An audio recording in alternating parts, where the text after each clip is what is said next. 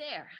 Yes, I am here. Hello, everybody, and welcome to our 9th day of the Aikido at the Leading Edge Tele-summit. I'm happy to be here today I'm going to be co-facilitating this session with Anita Paalvast, who I will introduce in just a moment. But Anita offered a really beautiful workshop yesterday on Aikido and organizational change. And for those who were able to attend that one, I know that you really had a great time, and I'm looking forward to sharing this space with Anita today. And also we have my dear friend, the cosmic warrior, Urs, Jose Zuber. He's going to be doing creating kind of a mind map. He's going to be doing a graphic, what do you call it, Anita? A graphic harvest. A graphic harvest at the World Cafe. And we're going to bring Urs in just a moment to say hello. But before I get into today's, a little bit of an overview of what we're doing today, I do want to make a few announcements. This is our 9th of 10 days for the Tele-summit. After this session, we have one more session, which is going to be the Teachers Roundtable, which will be coming up in about 2 hours from now. So we certainly hope that you'll all be available to join us for that. The video uploads are still in process. I'm sorry, but it's taking me a little bit of time, but uploads do take time, and sometimes you upload them for 2 or 3 hours and then they crash and you have to start the whole process over again. But they are on the way. But as we are now, I think we're already all the way up to the first 6 and beginning the 7th day of the Tele-summit. All those sessions are uploaded on the member site. Just go over and check them out. They'll be open for another, I keep saying around the 23rd, but probably a little bit later than that. So you'll have plenty of time to certainly watch them, download what you want, and they're available there for free for you whenever you want to go check them out. If you have any problems with the logins, just let us know and we will take care of that for you.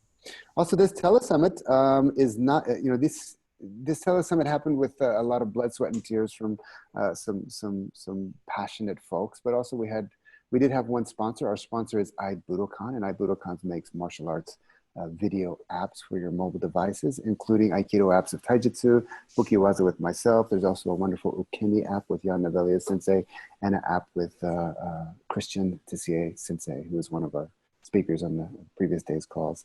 They're wonderful apps. They're wonderful references and support for your Aikido practice. And by downloading the apps, there's free apps, and they're relatively inexpensive. By downloading those apps, you support the good work of Aibudokan. They turn around and support the good work of the Aikido at the Leading Edge Tele-summit. We turn around and support you. Nice, big, happy circle of life. So Aibudokan apps, you can find them at aibudokan.com or go to the App Store, Aibudokan. Great. Now today, we're going to go for exactly an hour and a half. We're going to finish at 1/2 the hour. Anita, in a moment, I'll introduce Anita. She's going to be kind of laying out what we're doing for the World Cafe. And this is the interactive session, just like Anita's workshop yesterday. The whole idea is that we need each other to evolve. It's not going to be one person saying, yes, let's go, and everybody follows. It's going to be actually us coming together and saying, hey, where are we at? What's beautiful? What's good, true, and beautiful about where we're at? What's kind of preventing us from going forward? And then where do we need to go? That's the whole purpose of this Aikido World Cafe. So I'm very happy that you're all joining us for that. And without further ado, allow me to introduce Anita Paalvast. Anita, you want to say hello and maybe introduce yourself for a second? Yes, hi Miles. It's lovely to be co-facilitating this online World Cafe with you. We've done one offline quite some years ago, but it's really nice to actually do this now in a virtual reality worldwide. So I'm really excited about that.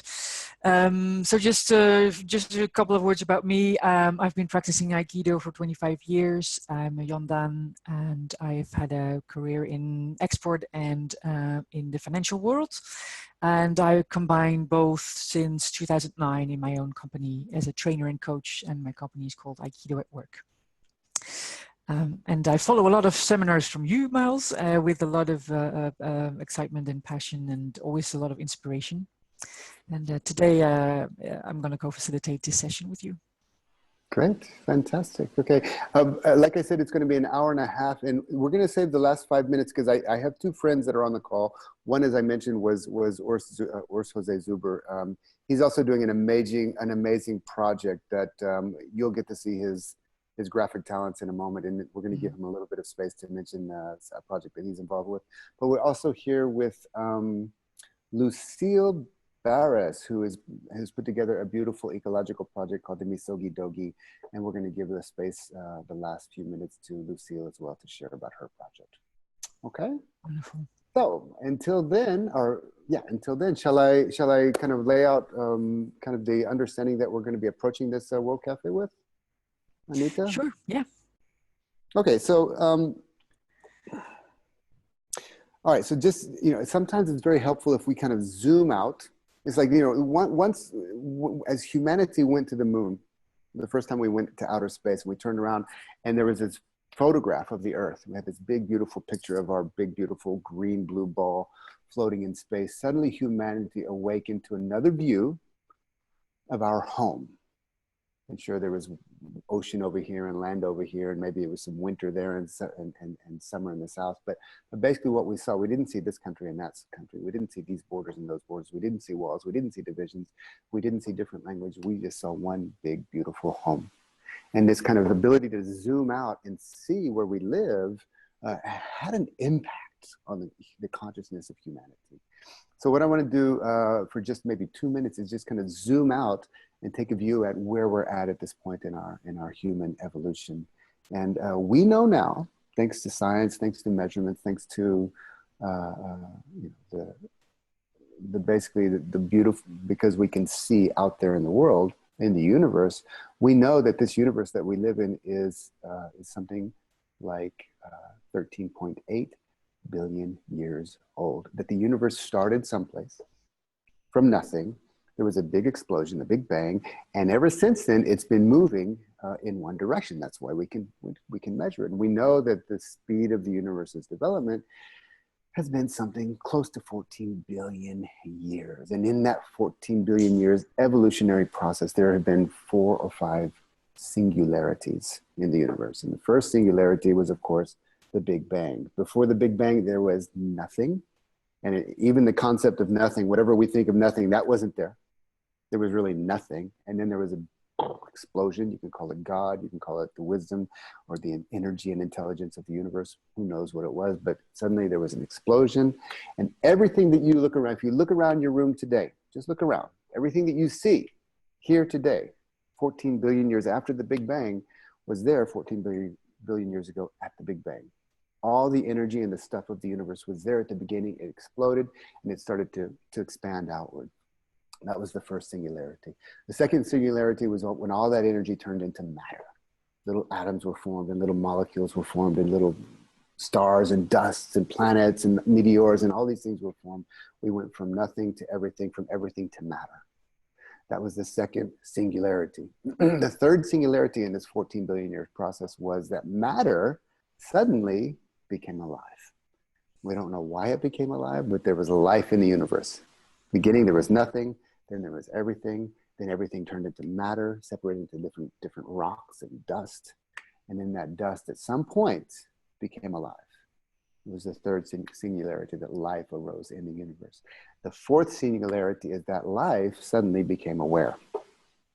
And that's something that it wasn't there at the beginning, and it wasn't there through the process, but it happened at a certain point in the evolutionary process of the universe, that life became aware, conscious, that wow, dogs know that they're alive, but they're not like you and me. And that would be the fifth singularity, that not only are we matter, and not only are we alive, and not only are we conscious, but we know that we're conscious. That as far as we know in the universe, human beings are the only part of the universe that is actually aware that we're aware. Now, I happen to believe that there's other conscious entities out there in the universe, but let's just go forward in this singularity, a very simplistic view of how the universe is moving, that not only are we alive, but we're also awake. And not only are we awake, but we also know that we're awake. We have what's called self-reflective consciousness, that we can look back and reflect on the fact, like, wow, what is the meaning of life? You know, wow, I'm a human being. I wasn't there and now I'm here. And in some years, I'm not going to be here anymore. And we start going to these contemplations and these spiritual contemplations, and maybe even have certain spiritual awakenings or some type of awakenings to the unity of the universe.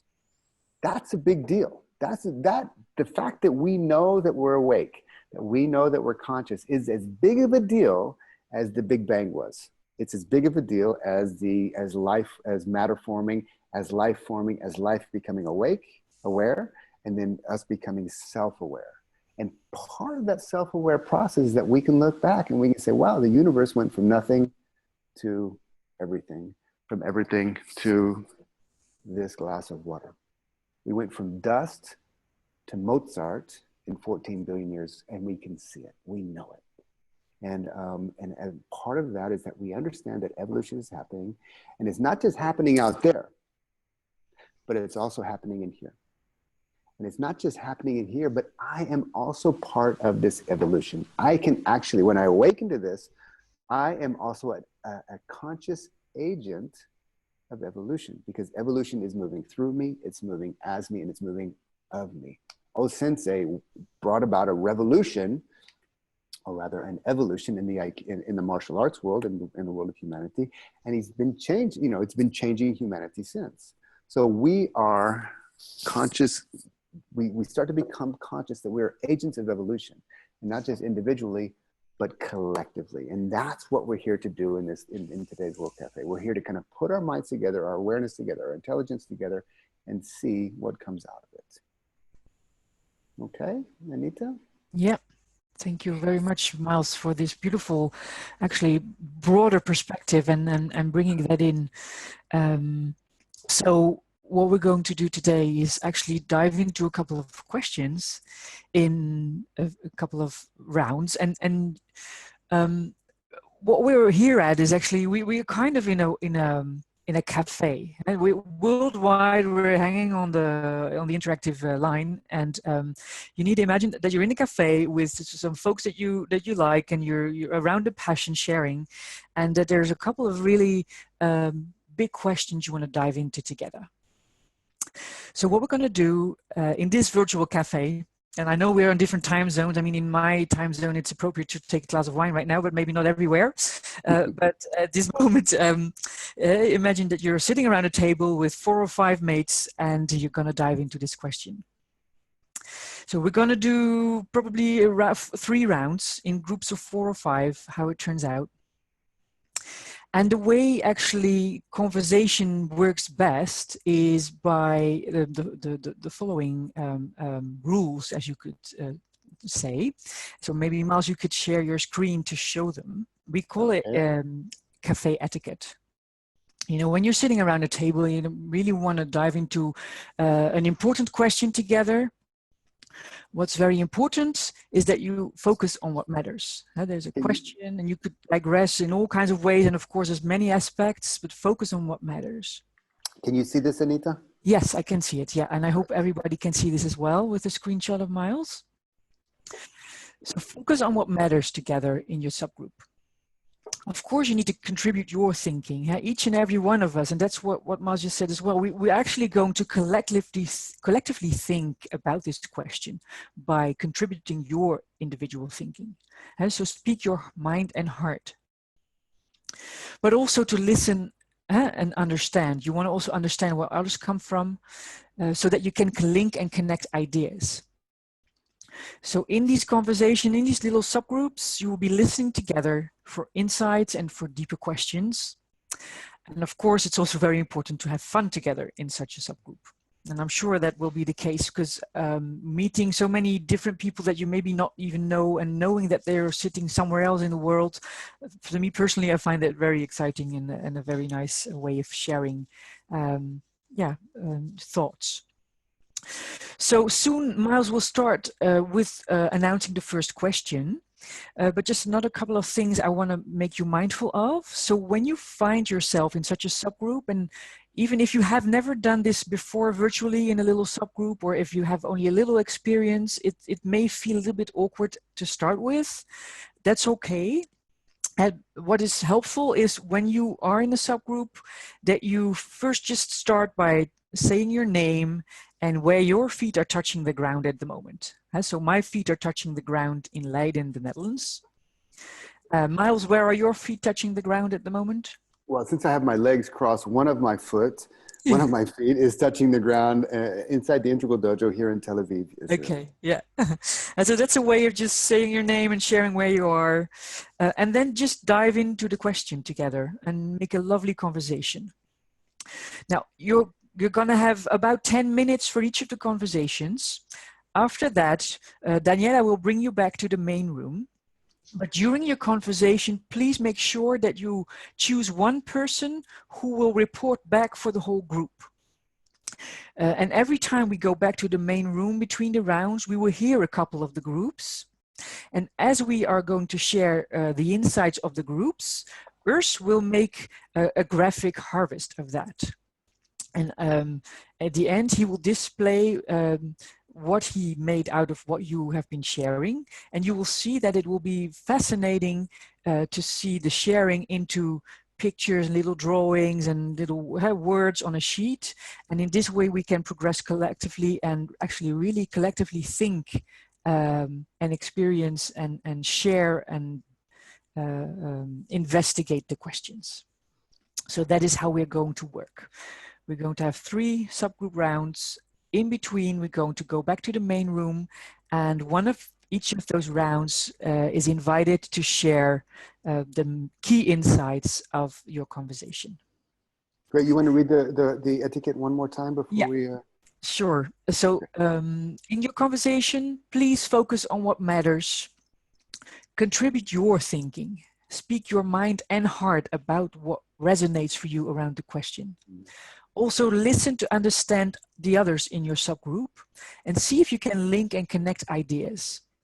Listen together for insights and deeper questions, have fun, and make sure you have someone of the group to report back to the plenary session in the main room after that.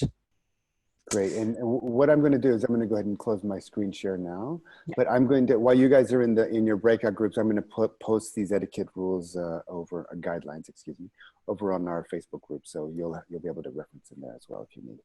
Okay. Well, I think we're ready for the first subgroup round, Miles. So could you please introduce the first question? Sure. I'm just looking at the list here, and we have a great group of people, and I want to just kind of give a shout out to Martin van Hemen in the Netherlands. Hi, Martin. I heard you. Corky wrote me today, said you had a wonderful time together. Cliff Bernstein from California. It's good to see you. Volker Epting from Germany. Nice to see Volker is here.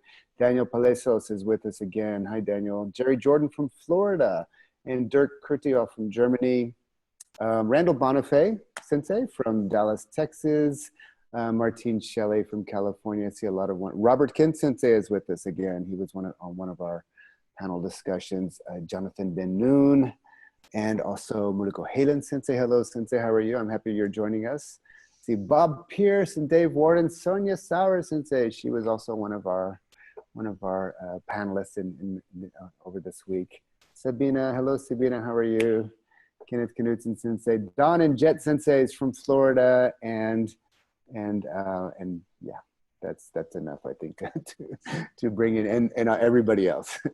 So we're going to begin really simple. You know, we wouldn't be here on this call today if we didn't love Aikido. You know, each and every one of us probably has a special relationship with the art of Aikido, and in our own way. So the first question is very simple. For you, what is good? What is true, and what is beautiful about Aikido? What is good, true, and beautiful about Aikido for you? Is that one clear, Anita? Yes, thank you. So Daniela, are you ready to make the subgroups, please? Sure. Subgroups are ready to go. Wonderful. Have a lovely conversation, people, and we'll see you back in 10 minutes in the main room. Okay, I'm opening the rooms now. Great. What is good, true, and beautiful about Aikido? Enjoy. So Daniela is going to let us know when everybody's back in the main room. Yeah, it looks the conversation is going really well and people don't really want to leave.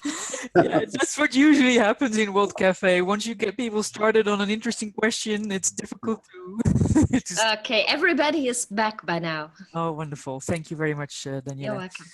So welcome back everybody into the main room. I hope you had a lovely, fruitful conversation with the people you met in your little subgroups.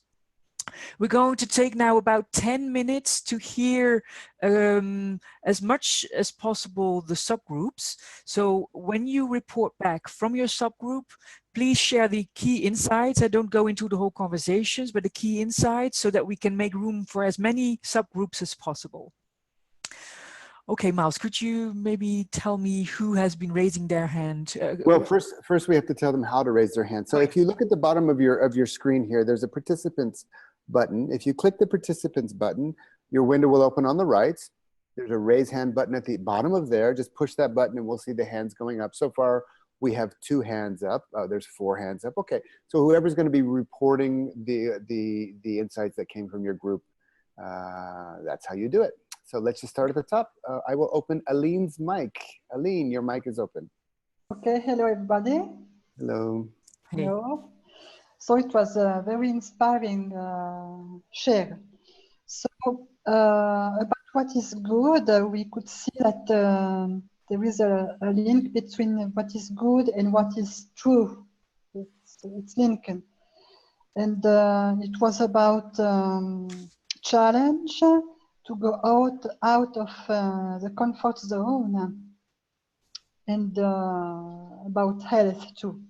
Then the truth, it was about oneness between uke and nage, about accepting what is coming, what is going on, the way it is, and to flow with it.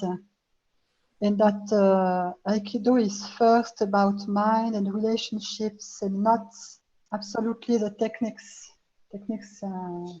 It's about relationship.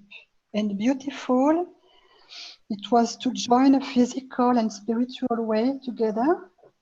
And it was Aikido community to always be welcome on the mat. And we could talk that it's something that is in a way not normal in our world. It's rare. And to feel good with others. Wonderful. Thank you very much. Very clear and lovely insights. Thank you. So let's go to the second group. I think Bob? Yeah, great. I just want to check with Urs. Urs, I opened your mic. You doing okay over there? Yeah, everything is okay. Fantastic. All right. Okay, next, Bob, your mic is open. Oh, hello. Yes. Well, one of our participants mentioned the universal language of Aikido. He's working with people who don't speak his native language, so he's using that as a means to communicate in a universal way, and it's had a very positive result and connection with these people. And someone in our group also mentioned one of the true aspects of the art is you really can't fake it. I mean, and I mentioned that over time practicing with your group, your essence is revealed. You really can't hide on the mat if you train for any amount of, significant time at all. And I mentioned that it's an evolutionary process. I've seen senior teachers and beginning students all working together and evolving in their practice in a very positive way over time. And a beautiful aspect of it is simply moving with others and growing as human beings and interacting together. That's kind of a summary of what we discussed. It was very, very nice. No, thank you, Bob. Lovely. Anita, next one? Yeah, next one. Very good. Okay. Daniel Palacios? Hi, sorry, Daniel, just a moment. I thought I opened it. Okay, your mic's open. Hi there. Hi, how you doing? Yes, Daniel Palacios here. Yeah, we had a great group as well. And we thought in terms of beauty, it's grace. Aikido is grace in that its movements are graceful. And it's good in that we always encounter a new situation. We encounter a new partner. We encounter ourselves again and again. There's the aspect of the human interaction of two or more people, and you take it wherever that leads you. Everything starts with touch. So it starts with a real interaction. And in that sense, O-sensei gave us a really great gift to humanity, in that through this beautiful art he created, it transcended into love. So there's these ideas that O-sensei introduced about loving protection for all beings, and about Aikido being a technique to not to defeat the enemy or to fight with, but to unite humanity. Beautiful. Thank you very much. Yeah, thank you, Danielle. Yeah, thank you, Daniel. Domo. Let's go to the next one, Miles. David Warden. Hello. How are you? Yeah, fantastic. Thank you. This is good. So yeah, I had a good chat with Andy. So we were discussing in terms of what's good is bringing people together. People of all ages. Aikido is something you can do basically from young until you die. The truthfulness comes from from the heart. It's the spirit from the heart. My sensei talks about his primary goal is to transmit the feeling of the spirit from his master, Andre Noquet from France, and that's his primary goal, not so much the techniques, but the spirit of which Aikido is done in. Aikido is good in terms of building self-confidence, allowing people to grow out of their shells, there to give calmness and stillness in the face of attacks and pressures on ourselves. And some of the beauty comes from the gracefulness of the movement, and people working together in sort of cooperation where you're not hiding your skills and abilities, but you share them so everybody can grow together. Beautiful. Thank you. Yeah, great. Thank you, David. I just want to check again. Urs, how are you doing over there? Good. Yeah. Okay. So, Don and sorry, Anita, yes. Yeah, I want to say let's take one more and then go into what Urs has been capturing, and then go into the next question. Okay, great. So Don and Jet from Tampa, Florida, Aikido Tampa. How are you guys doing? Oh, sorry, Don. Okay, now your mic's open. So we had 5 people in our group, if you include both of us. So I'm going to go through this quickly. Our group said no competition, whole life practice. The older you get, the more skilled you become over time and need less guidance. It's easily applied to daily life. It's conflict resolution, philosophy, and connection with spirituality. The cooperation on the mat, we all agree on the way to practice, learn together, and create a harmonious feeling in a group setting.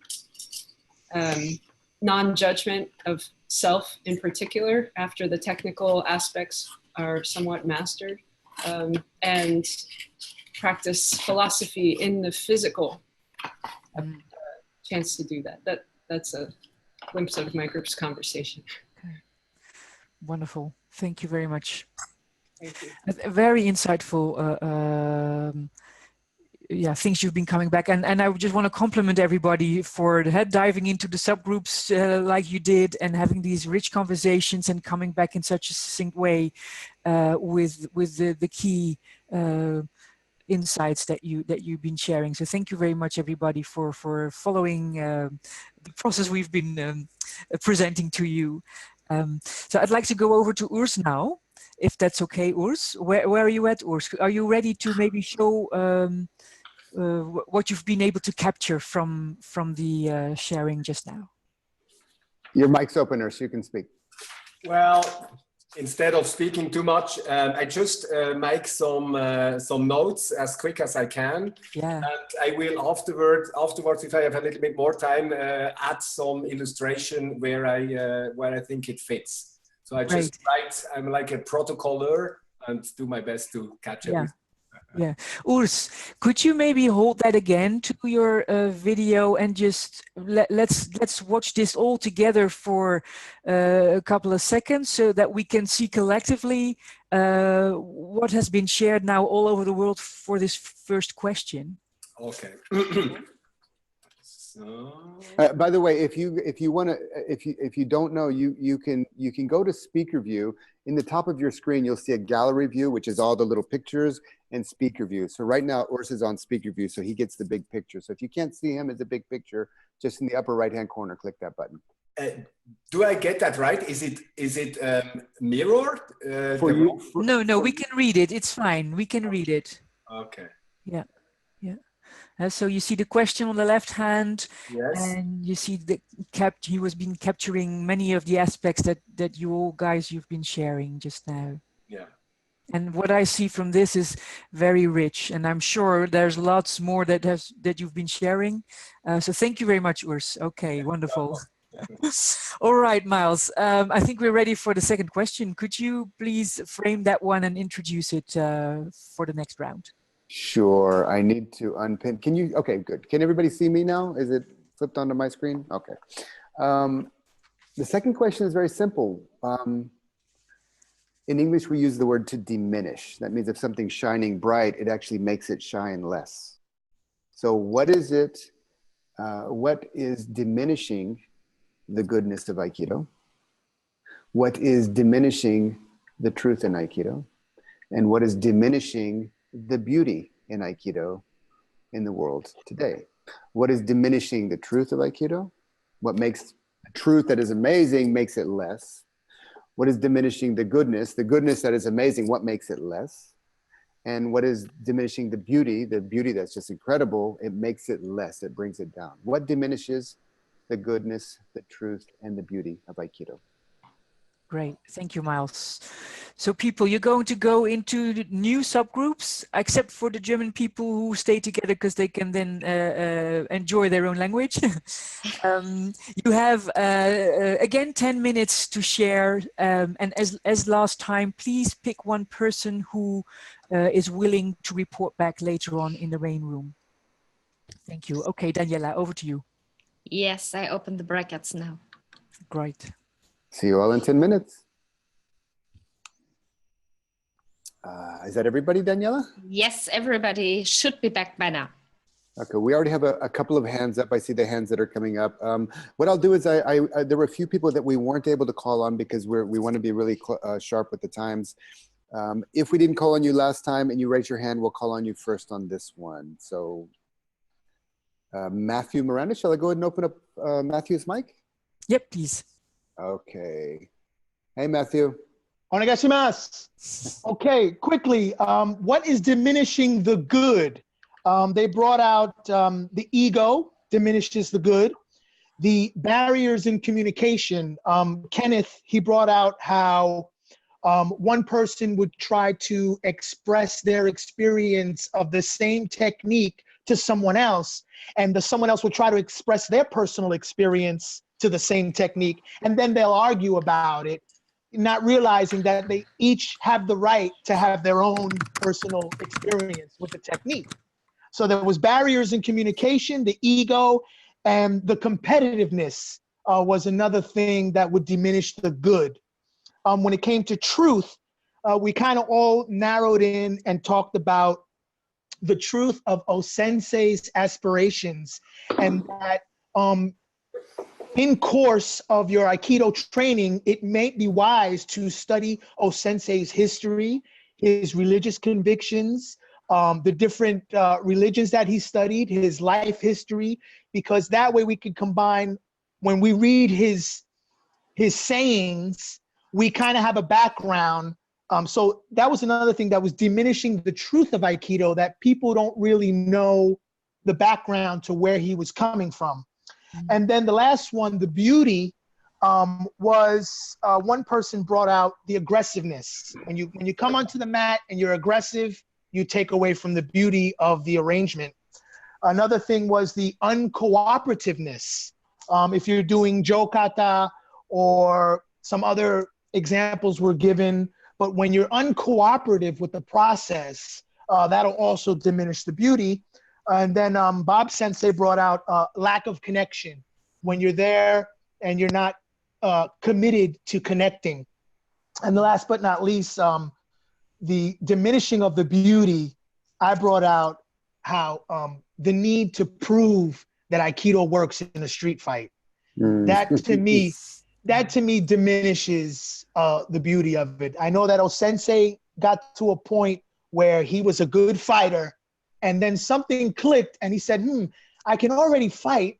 I want to take this to another level. And so he went there, and I feel that sometimes people want to take it back to that fighting level just to prove that it works. So we can speak on that. Onegashimasu. Thank you very much, and I love your bamboo, man. Onegashimasu. All right. Okay, let's go over to Lucille. Lucille, how are you? Your mic is open. Hello, Miles. Yes, I'm in Bosnia, by the way. So in our discussions, we raised different issues as well. One was money that can diminish truth or beauty. But then we also talked about competition, and especially also competition between the teachers and the associations, try to stress the differences rather than appreciating the richness of the variations. And related to that, we discussed that it's very important to stay open to different truth. So if the people are closed, doesn't work well, then yes, it's about, we talked about the fact that if you're kept away too long from the tatami, it can diminish, of course, the beauty or the fun. But we also agreed that actually can be good sometimes not to be all the time on the tatami, but to do some breaks. The same relative negative aspect is about creating or having a safe atmosphere that allows one to get out of the comfort zone and try out different things. And again, it's a matter of measure. It can be too safe or it can be too unsafe, and both is bad. And then it's about awareness. If your partner or if yourself, you're not enough aware of what is going on, it can diminish the experience. But you have also to be tolerant for unaware people. Beautiful. Fantastic. Thank you so much. Thank you. Urs Jose Zuber, excuse me. Urs, your microphone is open. Okay. Well, some has already been said that a lot of people discuss more from mind to mind, ego to ego, instead of heart to heart. And another major point, that we reduce ourselves too much on the tatamis, maybe like we do too often as well in daily life. And so that the integration of the shadow of Aikido came up, that this Aikido shadow is not integrated. And then as well, that sometimes we are just not really wanting to learn from each other. We just reject everything. You don't have me to tell anything. And I summarized something as some teachers are driven by fame, money, power, instead of the true mission, which Sensei brought into our very life. And yeah, finally, I wrote it in this kind. It's a shame that many splitters of Aikido are fighting at or with each others, instead of all coming together as one. Yeah, beautiful. Urs, thank you very much. Okay, we have 4 more hands up. I'm going to go to Jerry Jordan, but how much time do we have left, Anita? Yeah, we still have a couple of minutes, so let's see how far we can get. Okay, so Jerry Jordan, your mic is open. Okay, a lot of the same things that have already come up: competition, politics, power, resistance instead of non-resistance, control, lack of presence, and a lack of awareness. Like, we didn't realize how many people were actually in our breakout group. That was a lack of awareness on our part. But really, kind of all of that boils down to ego. The fact that we can see it in our teachers, but it also reveals it in ourselves. That our own ego gets activated in Aikido, and that's something we all have to be cognizant of, aware of. And to me, as I'm sitting here hearing all of these things, one of the things that came to me is that we somehow think this is something we can figure out, that we can intellectualize our way out of it. And I think the deeper we get into it, the quicker we realize that that's not what this is about. It's not about figuring it out. It's about allowing it to reveal the things within us that need to be revealed. That's awesome. That's really awesome. Thank you very much, Jerry. And Urs, I wanted to tell you that Jerry is also into the course. He's a student and a teacher of the course. Urs is also a student and a teacher of the course. So. Oh, big time. Oh, we should talk. Okay. How are we doing, Anita, on time? Yeah, let's take one more. Okay. So since David and Don and Julie spoke before, I'm going to open up Tristan's mic now. Hello, everybody. A number of the points were repeated with Matthew's and Ursa's points. We discussed politics a bit, particularly with dojos and organizations that have a shihan that passes away. His students will oftentimes not agree with what Aikido should be. That group splinters off, or there winds up being other interpersonal issues that that get in the way of all of those students then don't have an organization to go to or support to get. That's an issue. One of the ones that was brought up by one of the people in our group was that lack of integrity or falsehood. And I've seen this myself, where you have an instructor that uses essentially hypnotic techniques to suggest and frame something that sounds plausible, but when in fact does not actually work.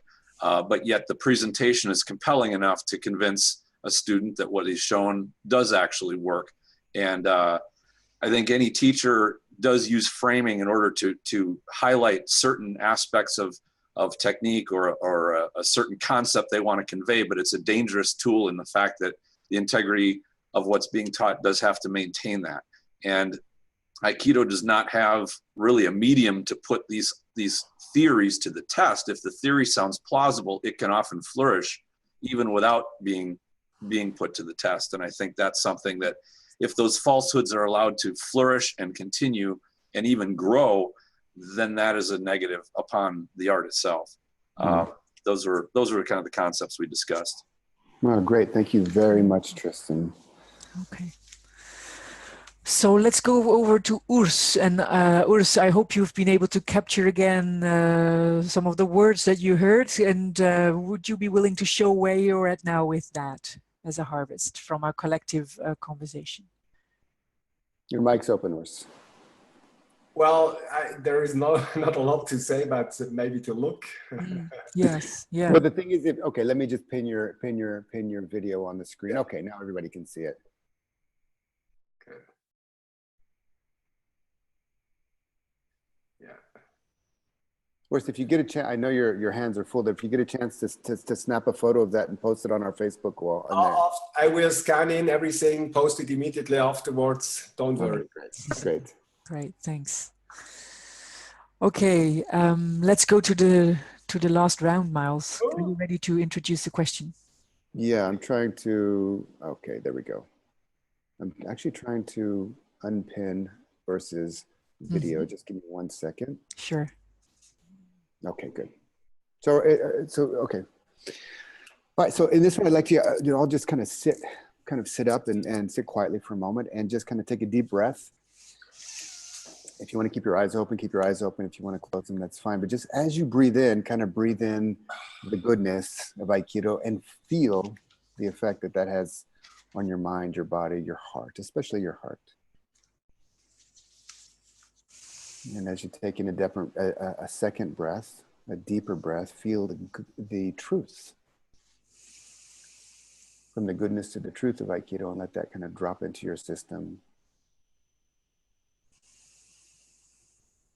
And as you take a deeper breath, allow the beauty of Aikido to feel your body, feel your mind, feel your heart, especially your heart. And then breathing the goodness, the truth, and the beauty of Aikido, and feel the effect that has on your system. And now introduce for you everything that diminishes in that same kind of energetic feeling in the mind, in the heart, and in the body, the things that diminish the goodness, the truth, and the beauty of Aikido. And hold the goodness, the truth, and the beauty, and the things that block that in the same place at the same time. We know what's good, we know what's true, we know what's beautiful about the art, and we know what's less than that. And holding that together and creating the internal conflict of what Aikido is and can be, and what sometimes it is and perhaps shouldn't be. And if you can feel that conflict in your system, then we are in the perfect space to do Aikido. If Aikido is not about conflict on the inside, it's not about conflict anywhere else. So knowing what's good, true, and beautiful about Aikido, and knowing the inner, the things that diminish it and hold that goodness, truth, and beauty back, and creating that conflict where in your system, feeling, not thinking, but feeling, where does Aikido want to go to resolve that inner conflict in you? Where does Aikido want to go to resolve that inner conflict between you and me? And where does Aikido want to go to resolve that conflict in the world? The question is very simple. Where does the art of Aikido want to go? Anita? Yes. Thank you very much, Miles. So Daniela, if you could please again put people in different breakout rooms. And yes. You have again 10 minutes maximum for this conversation. Okay, I'm ready and I will open the breakout groups now. Thank you. Okay, you know, if you notice the time, we really have, according to our allotted time, we have about 10 minutes, which is totally not fair for this process. So, you know, for me, one of the things that we need to find the balance between in Aikido is the balance between kind of control and structure, and also this organic feeling, this organic process, and not being too much on one side or too much on the other. So what we've decided is that exactly at half the hour, to respect those that have to leave, we'll kind of say thank you. And we're going to give another probably 10 minutes or so for this thing to unfold for those who can stay. So we'd like to invite you to stay. And with that, Anita, shall I start opening the mics? Yes, please. Yes, please. Okay, we'll start with Sonia Sauer since she had her hand up before. Hi, Sonia. Yes, hi, everyone. So in our group, we weren't sure if we really understood the question, but what we all agreed on was that something we would, or a place that we would like Aikido to go to is to a place where we don't lose sight of a sensei's intentions, like the intention of reconciling the world, and to remember things like acceptance, openness, and mutual meeting. And also we all kind of agreed on the fact that if we want anything to be changed about, for example, the shadow of Aikido, then the only change that we can bring about is a change in ourselves. So very much like learning process, we have to look at ourselves, be honest, and improve ourselves. And maybe through that, we can bring about some other change. But this is really the only place where we can do something. Beautiful. So it starts by being responsible with ourselves. Yes. And also, I shouldn't forget that we all agreed that Aikido should be a container for us for our research in so many different ways. And that, yeah, includes many fields, of course. Great. Thank you very much, Sonia. Danny Yulsker, your mic is open. Hey, everybody. Hi, Danny. Hi. Well, we talked about that that the future of Aikido, or where it's on its way to go, is really trying to connect through the heart.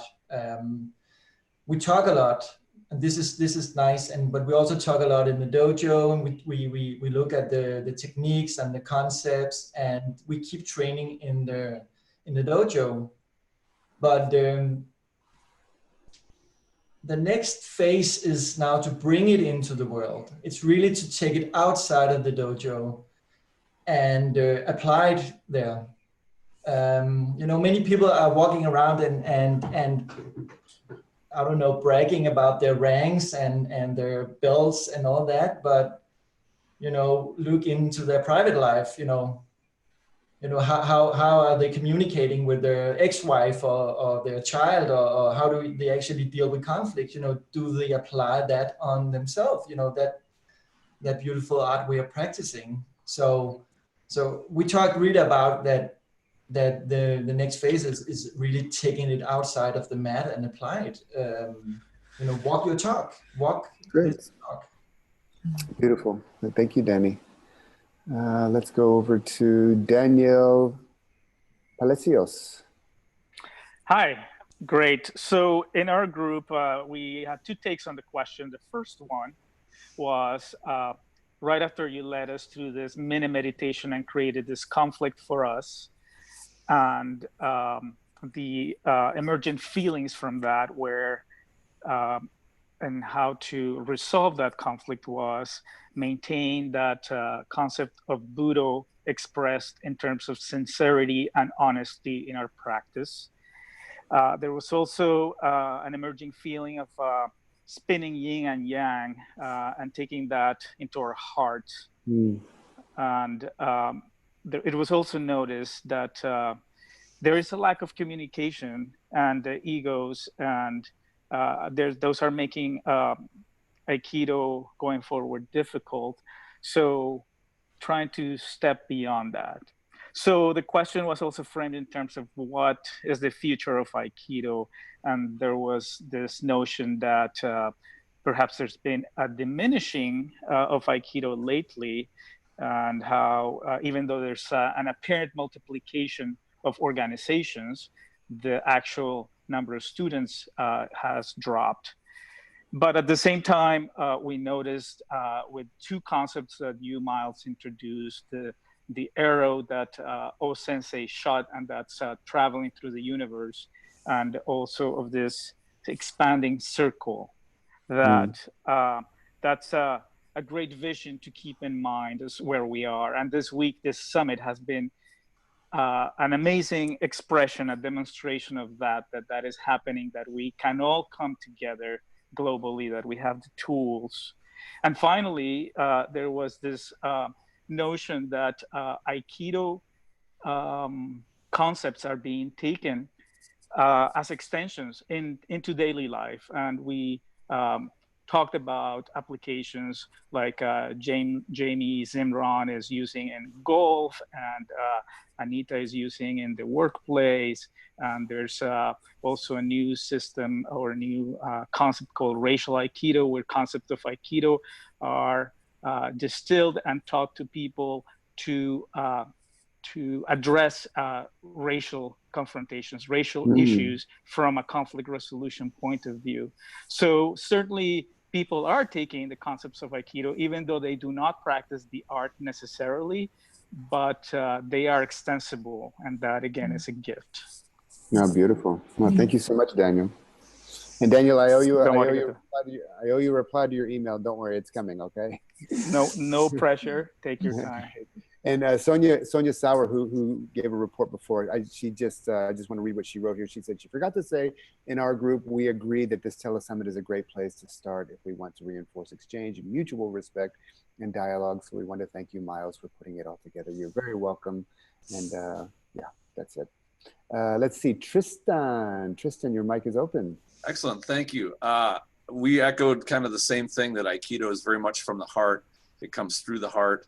And it's a personal journey, and that kind of brought up my initial thought when you posed your question leading into the breakout rooms, was because Aikido's journey is so personal to each person, rather than saying where is the giant ship of Aikido that holds all of us going, it seems to me that it's like all of us are each our own little rowboats, and we're kind of going roughly the same direction. Some people got a little different direction from others, but we're not headed opposite one another. We are all kind of still as a flotilla going kind of in a similar direction. So is the question that the ship that is Aikido, that is going to one place and one place only, the proper analogy?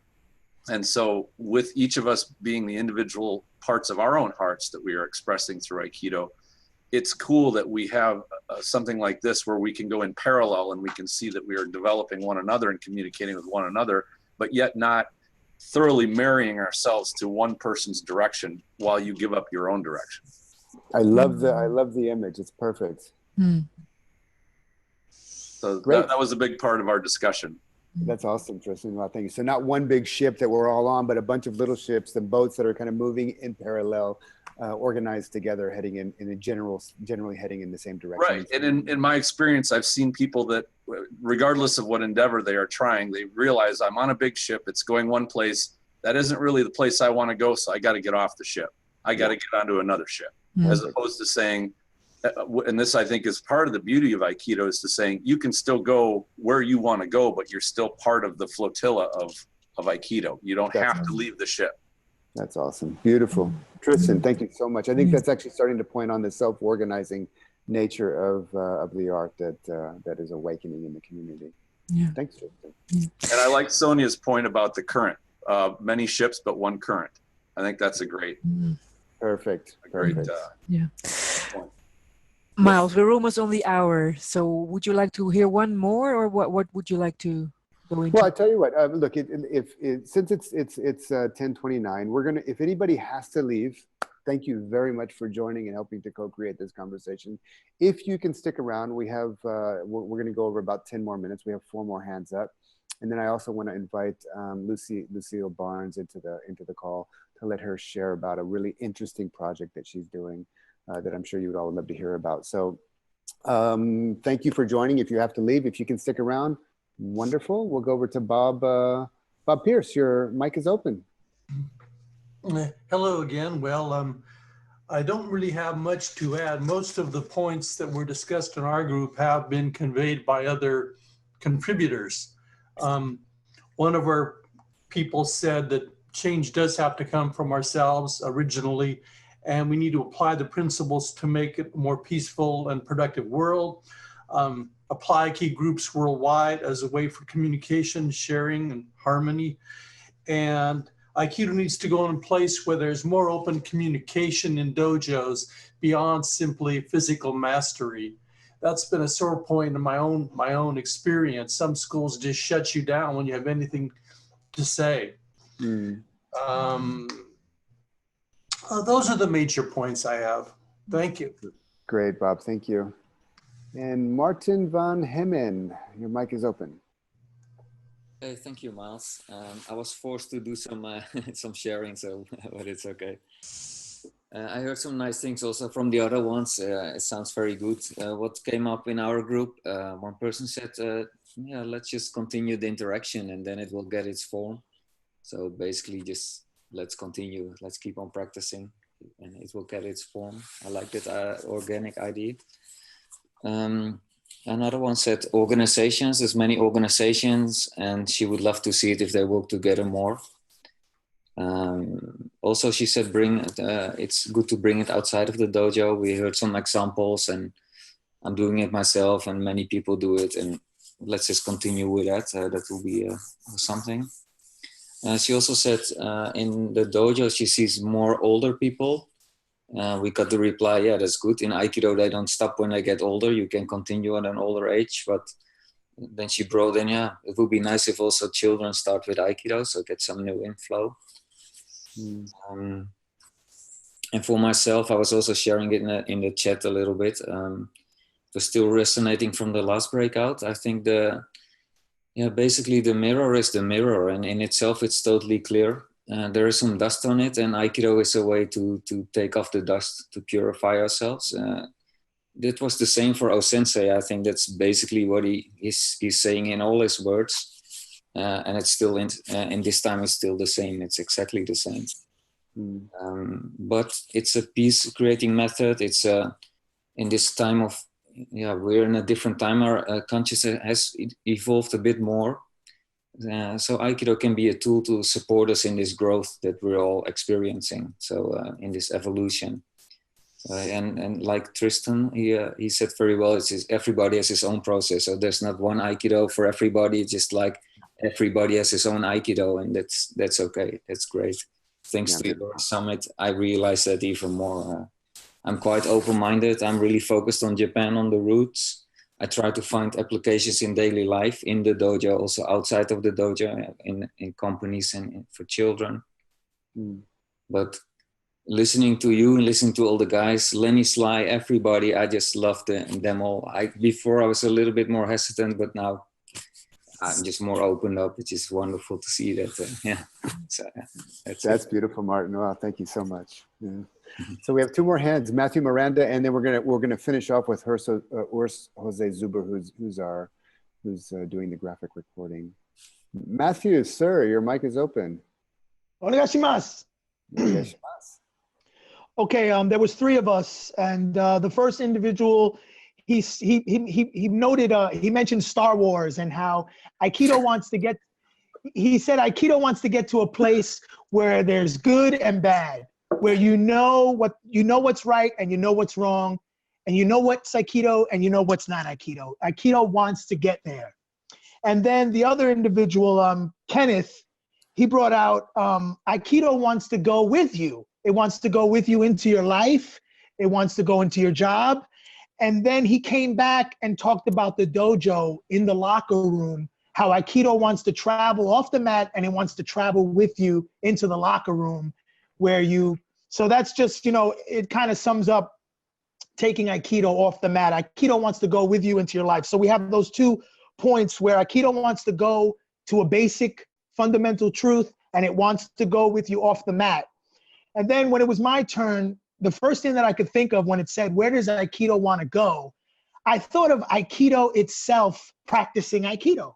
And I thought that what Aikido wants to do is it wants to irimi. It wants to tenkan. It wants to see things from our point of view. And then it wants to blend with us. And it wants to lead us to a place of reconciliation. It wants to lead us to a safe place. So from those 3 things, that Aikido has a desire to lead us all to a place of reconciliation. Onegashimasu. Amen, brother. That's great, Matthew. Thank you so much for sharing that. That's awesome. And Urs Jose Zuber, that's going to be a tough one to follow up, but you're next, Urs. That was a good one. Well, we just found out that finally, if you bring it all down to the mat, it's all about yourself, your self-development, yourself cleaning your soul, whatever. It starts actually with you. And I shared with my group that for me, working with kids and adolescents is like planting a really powerful seed into very, very open and fertile soil. And I hope that some of my students, maybe in the near future, will become as well teachers and bring together what has been shattered and, shattered. How do you say shattered? Yes, shattered. Yeah. So that's actually my hope and my wish for the future of Aikido, that a new generation brings together what belongs together. Yeah. That's beautiful. Yeah. Right. Okay, so I think that's it, Miles, for the hands that were up, right? Yeah. Okay. Urs, have you been able to capture a bit of the last harvest? Yeah. Looking forward. Especially the Star Wars. Ooh. Where is it? So. Yeah. In the left down corner, I can see you put it down, Star Wars. Yeah. And on the right, there's the big ship. Yeah. Lovely. Okay. Thank you very much. Yeah, you're welcome. Yeah, thank you very much, Urs. Yeah. Okay, so I'd like to thank everybody here for your contribution and diving into these subgroups and sharing your views and thoughts and images, and coming back to the main room and sharing again in plenary, so that we collectively have shed some light and some questions maybe as well will remain on the questions that we put out for you.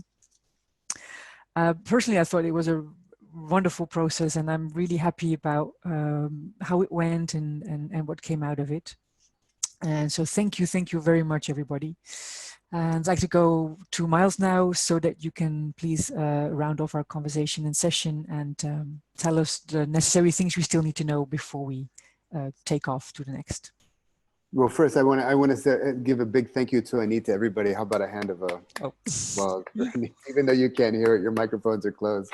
Anita, thank you for leading us through this process. It was really fantastic, and big gasho to you, and of course a big gasho, and thank you to everybody who joined this process. I believe that we need each other to evolve. That's for sure. And I also believe that, like Matthew Miranda was so enthusiastically saying, Aikido needs us. It wants us. It wants to move through us, as us, and with us to evolve into the future. And, we're all necessary for that. So thank you so much, Matthew, and everybody else who helped co-create this process. We're going to put this up on the site as soon as possible. I'm running a little bit behind. But actually, the World Cafe, I think I'm going to also put this on YouTube so everybody can watch that. And when it's up on YouTube, share it around with all your friends, and definitely let's put this good work out into the world. Last thing, I would like to invite you all, if you have a few minutes to stick around, I want to introduce you all to Lucille Barras. And Lucille's doing an amazing project that is very much a reflection of this very process that we're doing now. She kind of reached into her own being, as I knew Lucille, and evoked what was really coming out, where she was passionate and felt where Aikido wanted to move forward through her. And she's been working hard on this process for, I think, already over a few years. And she was coming to my seminars and other teachers' seminars and sharing with them slowly, and it's starting to manifest. And I believe she's calling in from Bosnia in the field of her project from Bosnia. Lucille, your microphone is open. Hi. Hello, Miles. Yeah, thank you for giving me the opportunity to present my project. I think very briefly, because we all were in front of the screen for quite a long time already. Yeah,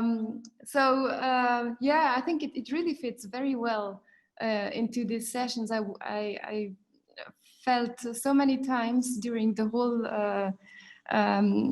leading edge Tele-summit that, oh, that's exactly what my project is about. So,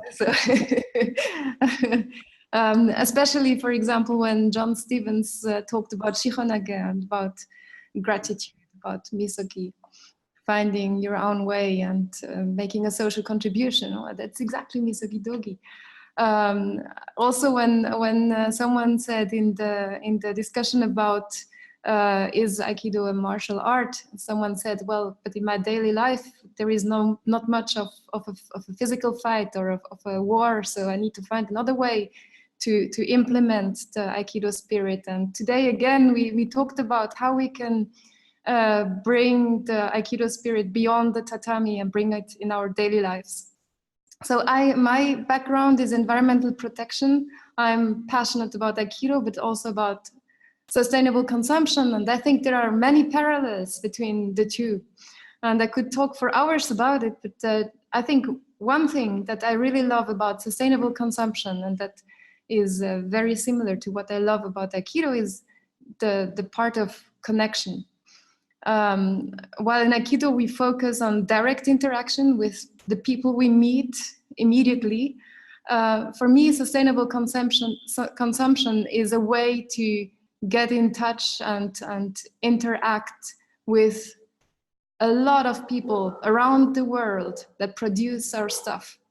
So when we do a conscious choice of buying something that is fair or organic or environmental friendly, then we connect to the world that is contributing to that and trying to improve the world, like Aikido is trying to improve the world as well.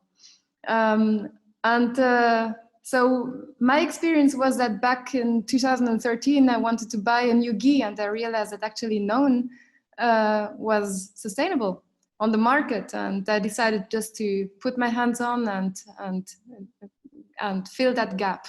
And you see behind me, it's a jacket. It's one of the prototypes. And I'm now in Bosnia, in the very room where these gis will be produced. This is the fabric that arrived just today.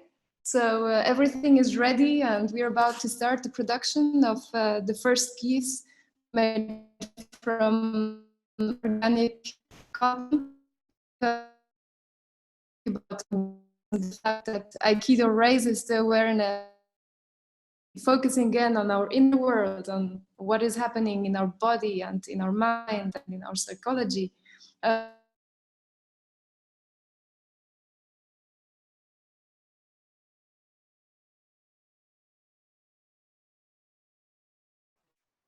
Okay, I have, for me, the example of cotton, it's like conventional cotton that is super environmental unfriendly, and organic cotton that is very environmental friendly. So it's a product that fits very well to Aikido. That's what I wanted to share with you. And if you're interested, my project is called Misogi Dogi. Whoops, can you see it? Yeah, it's a brilliant name, by the way, in so many ways. And you can go on my website and check it out. I put the website, I wrote the website in the chat. It's www.misogidogi.com. Can you hear me? Lucille, can you, Urs, can you hear me? Give me a thumbs up if you can hear me. Okay, great. Lucille, you? Okay, so I put the website in the chat, and if anybody has any questions, please go to misogidogi.com and you can contact Lucille directly. Lucille, it seems like the connection is getting a little bit bad now, but I think we got most of the information. Anyways, your picture's frozen, but you're smiling, so I'll take that as a good sign. Matthew Miranda wants to take one size already. All right, so I'm going to invite Lucille back on the call tomorrow. She might mention it again tomorrow, so if you can stick around, you can even ask her some more questions about it. That's it, everybody. Thank you very much for joining our World Cafe. Our second session is coming up in 15 minutes, so please come back and join us. It's going to be the Teachers Roundtable, the Sensei's Roundtable. We invited all the teachers back, and I don't think they're all going to come. People are busy lives, but many of them are going to be joining us, and this is they're going to share their experience of the Aikido at the Leading Edge Tele-summit, and you will also be able to kind of do a free conversation with them, ask any questions you want of any of the teachers who show up, okay? So with that, I want to wish you all a great break, and we'll see you back. I hope to see you back in 15 minutes.